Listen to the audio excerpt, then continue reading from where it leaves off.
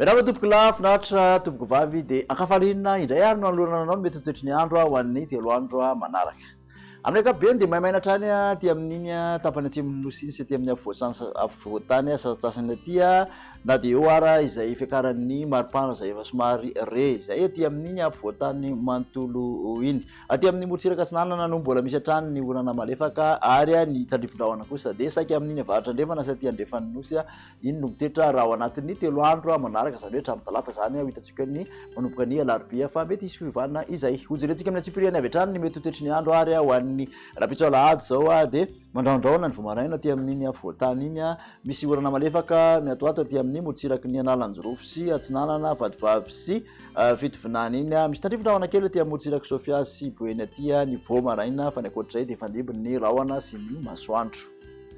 Tolakandro kosa indray dia misy tandrifon-drahona zany aty amin'ny atitan'ny Melaky, aty amin'ny Menabe, Bongolava, aty amin'ny ilany andrefan'ny Tasy Vakinakaratra sy Amoromanina iny ka aty amin'ny faritra varatra andrefan'ny faritra atsimo andrefana aty. Misy orana malefaka aty amin'ny tapany atsimo Savasy Analanjorofo aty ary manodididina ny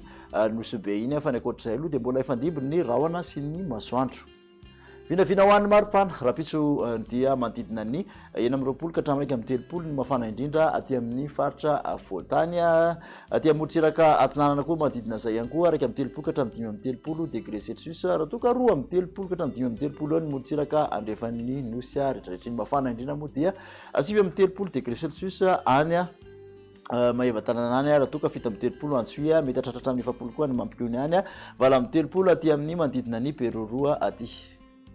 Toeantsika hatrany toetry ny andro ho an'ny alatsinainy kosa indray dia efa hita taratra ny fisian'ny oram-baratra aty amin'ny tapany atsimon'ny afovoantany sy ny ilany andrefan'ny afovoantany iny toa ny atitan'ny Melaky, Miandrovazo, Bongolava, aty amin'ny ilany andrefan'ny Tasy sy Vakinakaratra izay mahazo ny Amoromania ka hatraty amin'ny Otomantsiatra iny. Misy tandrifon-drahona ihany koa aty amin'ny tapany avaratry ny nosy, tapany avaratry Savasy Diana iny ary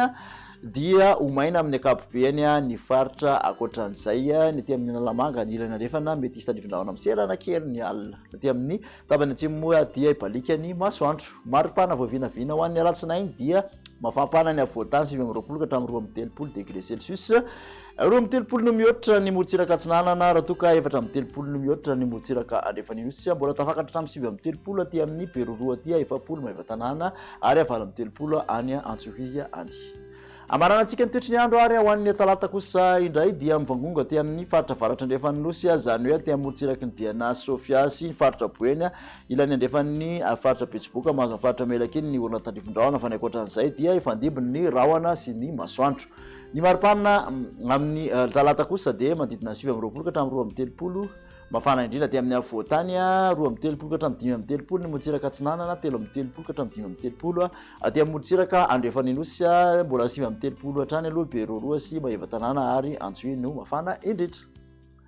Makasitraka anao naraka izay hatramin'ny farany dia manasanao amin'ny manaraka indray veloma tompoko.